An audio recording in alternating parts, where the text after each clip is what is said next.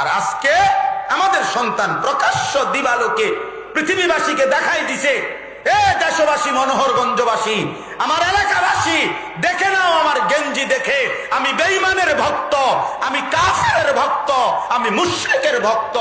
ঠিক তোর কপালে থুতু, তোর কপালে থুতু, তোর কপালে ঠিক, তোর কপালে থু, তোর কপালে থু, থুতু, তোর কপালে থু, ঠিক তোর কপালে। আফসোস তোর জীবনের উপরে, আফসোস তোর, আফসোস তোর মায়ের দুধের, তুই তোর মায়ের দুধের বেইজ্জতি করলি। আফসোস তোর মায়ের গর্ভের, তুই তোর মায়ের রেহেমের অমর্যাদা করলি।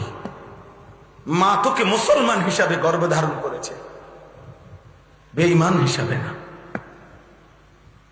বেঈমান হিসাবে। এখন খুলে ফেল বেটা, এখন লজ্জা না করে খুলে ফেল বেটা। যাইও না ওইদিকে, যাইও না আব্বা, মুসলমানের বাচ্চা তুমি যাইও না, তুমি লজ্জা নিও না আব্বা, খুলে ফেলো, খুলে প্রতিবাদ করো, যে খুলে ফেলো, যে হুজুর ঠিক আছে খুলে ফেললাম, প্রমাণ করলাম আমি ইমানদার, আমি ইমানদার। খোলো, খুলে উল্টায় পড়ো, প্রয়োজনে উল্টা গেঞ্জি পড়ো এখন আপাতত, পরে প্রমাণ করো আমি মুসলমান। আমরা কি? আমরা ইমানদার, আমরা ইমানদার। রক্তে আমাদের কালেমা, কলিজায় আমাদের কালেমা। আমরা মায়ের পবিত্র দুধ পান করছি, আমরা বেঈমানের সন্তান না, আমরা মা ইমানদার মার সন্তান। আমরা পবিত্র মায়ের গর্ভে ধারণ করেছেন মা আমাদের। আমাদের সবার মা মুসলমান কিনা বলো না বাপ? আমাদের সবার বাবা মুসলমান কিনা? আমাদের সমাজ মুসলমান কিনা? অতএব বেঈমান আমার প্রিয় হবে কেন? ব্রাজিল আমার কি, আর্জেন্টিনা আমার কি?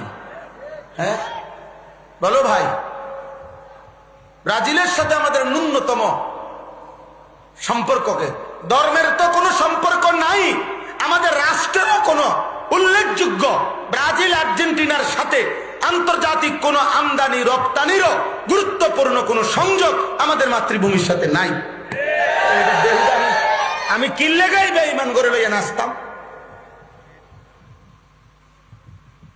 বলো ভাইয়া, বলো, ইনসাফ করো, ইনসাফ করো।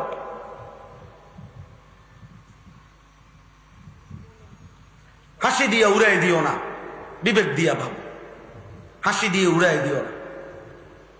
মদিনার নবী সাল্লাল্লাহু আলাইহি সাল্লাম হাসরের ময়দানে জিজ্ঞেস করবে, উম্মত আমি কেন প্রিয় হইতে পারলাম না? আমার পোশাক কেন প্রিয় হইতে পারলো না? আবু বকর সিদ্দিক বলবে, হে আমার নবীর সাহাবী উম্মত, আমরা সাহাবায়ে কেরামের পোশাক কেন প্রিয় হইতে পারলো না? বলেন। হযরত ওসমান